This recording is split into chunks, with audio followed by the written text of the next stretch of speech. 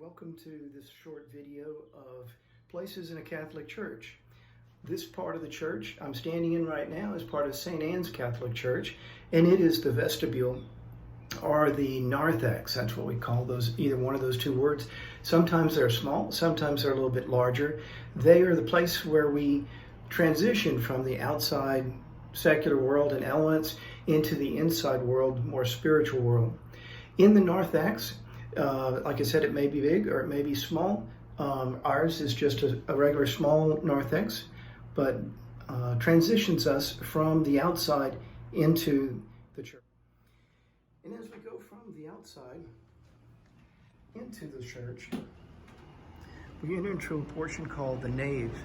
The nave is that largest section of the church where we see a lot of things. First off, I'm going to start at the very back, where we just came in through the narthex, and review some things we first see. One thing, as we enter the Catholic Church, we'll see holy water fonts.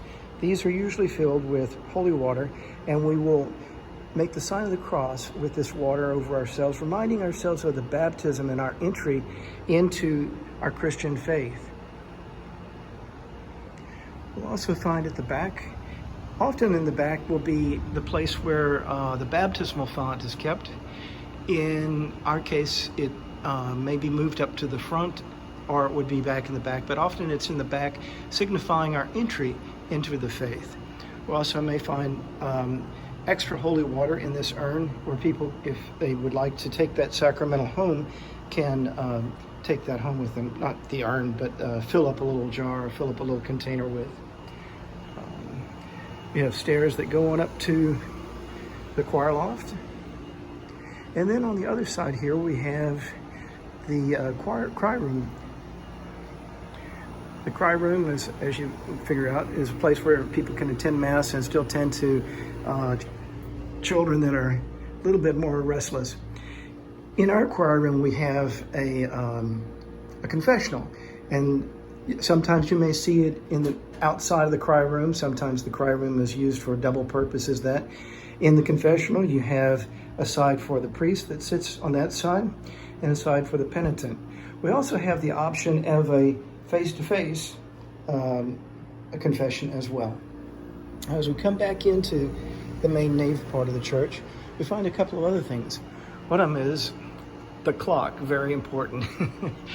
This bell is used to signify the entry of the procession, the priest coming in with the deacons and the servers coming in, and at that point we all stand. In the back of many Catholic churches, sometimes it may be in the narthex or vestibule, we have an alms box or poor box.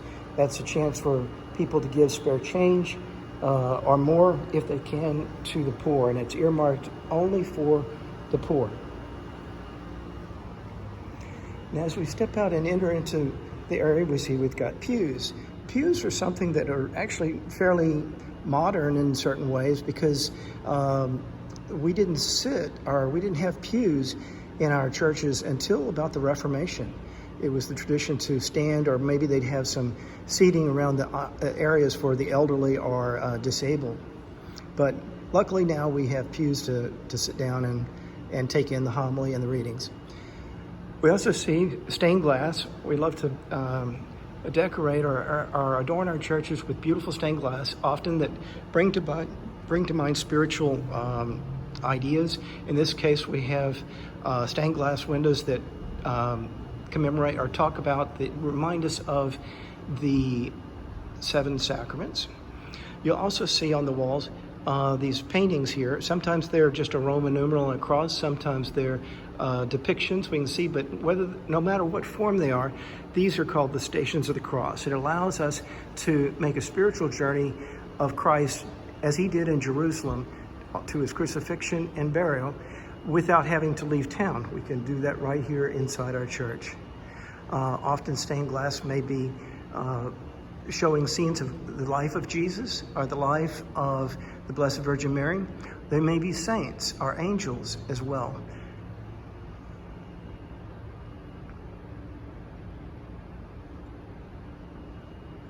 Now, as we move forward, we enter upon an area that is called the sanctuary. So This area that I'm standing in now, and I'm looking into the sanctuary, is the nave in the sanctuary. Now, in many Protestant churches, or any other churches, you'll find they call the whole area, the nave and the area around the altar, the sanctuary. In the Catholic Church, we do not. The sanctuary is only that part up around where it's a little raised up beyond the level that the congregation is sitting at. Some churches you'll find along this area where you see those steps, a rail that might be it stretches across there, and people can kneel at it. It'll have a kneeler, and it's a communion rail where people would come forward to receive communion if that's their tradition. Often it would have a gate in the middle, right where you're looking there, and a smaller gate to the sides to allow people to pass from one side of the communion rail to the other. Now, as I mentioned, the baptismal font often looks a little like this.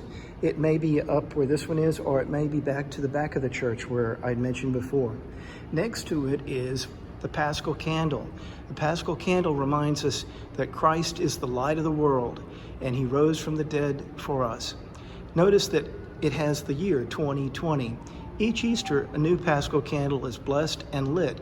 It remains illuminated on baptism days when someone's being baptized, as well as from Easter through the Easter season.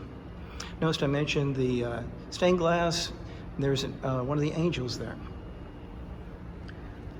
Also in the sanctuary area, we've got a pulpit where the homily and the gospel is read from and the homily is preached from. We have an altar table. This is where the priest will say Mass. We also have a high altar where our case, the Blessed Sacrament, is prominently placed upon the top there. The tabernacle is placed inside the the Blessed Sacrament is placed inside the tabernacle, and we know this, we can always tell because of this little lamp over here, the sanctuary lamp. If the sanctuary lamp is lit, we know that inside the tabernacle is the Blessed Sacrament. We'll come back to this a little later, but notice the green color in decorating the church of the altar cloths and the high altar.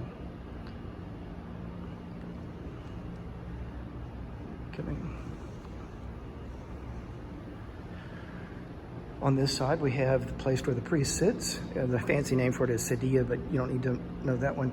It's the place where the priest sits. He'd be flanked by the celebrant, would be flanked by a co-celebrant, or maybe a deacon or a server.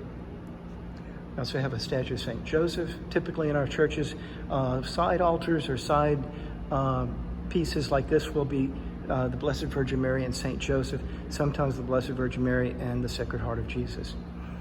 Also, we have a stand on this side where announcements are read and simple instructions may be given from this side.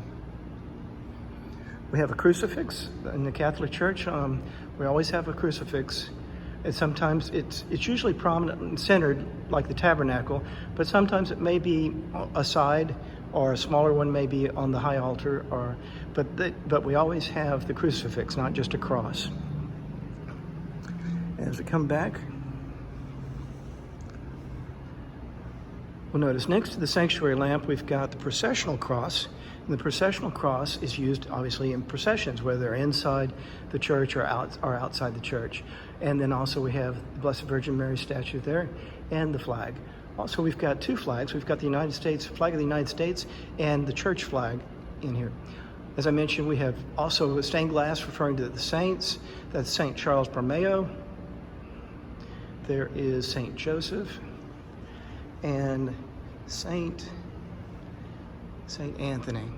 Now, before we leave this part, we can look back and see the choir usually is in the back there. Sometimes they may be off to the side or in different locations, but traditionally you'll see a balcony, and that's reserved for the choir. It's not. Sometimes it's used for extra seating, but generally it's reserved for the choir. All right. Now we're going to go to one more space in the church. Oh, before we go there, I want to point out this little cabinet here. It is a cabinet that contains holy oils that have been blessed at the cathedral by the bishop at a special mass during Holy Week, and they go out to each of the parishes and are used as needed in the parish. And also right behind there, that big book that will go onto the altar is called the Roman Missal.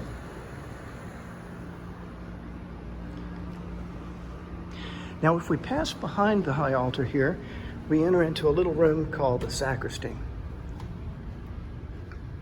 The sacristy is a place where the priest and the servers all prepare for Mass. They get their robes on here, their vestments on. It's also a place to store sacred vessels.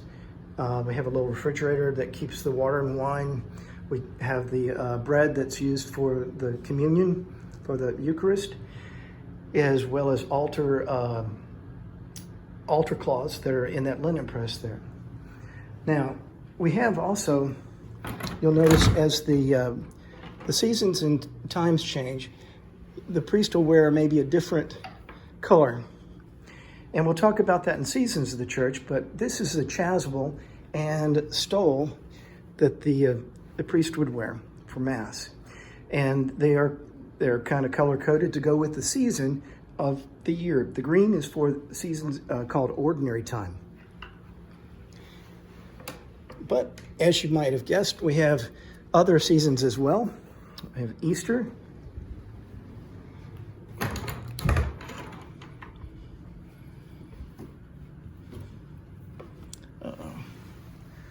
We have purple. Purple is the season for Lent and for Advent. We also have red, season of Pentecost, for Pentecost Day. And also in the midst, to give us a little break in the midst of a pentecost season of Advent and Lent, we have one that's a lighter color of the purple. It's called rose or pink. And that Sunday is kind of calls to mind our halfway point in that journey. Pardon me as I put this back.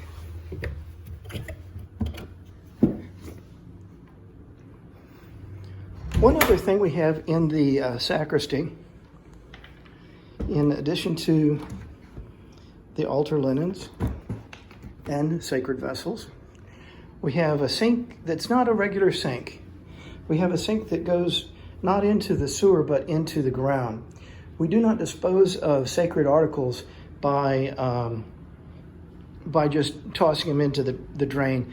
They're put into a vessel that a sink that goes a conduit straight down into the earth, and that's the proper way to dispose of things that are a sacred thing, such as any kind of communion that's left or can't be consumed, or things like, for some reason, if we needed to dispose of holy water, it's not poured down. Things like that are not poured down just into the regular sink.